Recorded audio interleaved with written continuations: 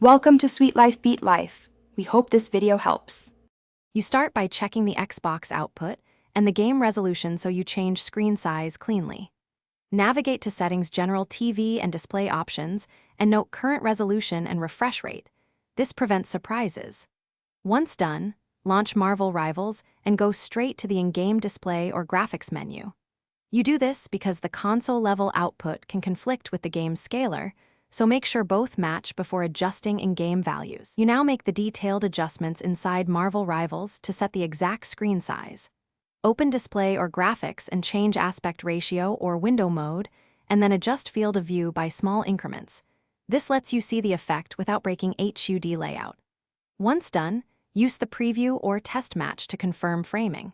Make sure to apply and save after each tweak, because the game often reverts to defaults if you exit too fast.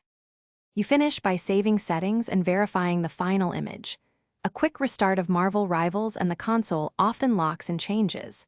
If the view still feels cropped, return to Xbox TV and display options and force the exact resolution and HDR mode that matches the game, because mismatches cause scaling.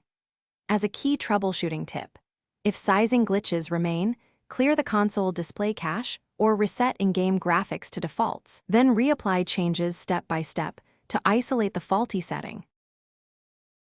Thanks for watching. Consider subscribing if we helped you.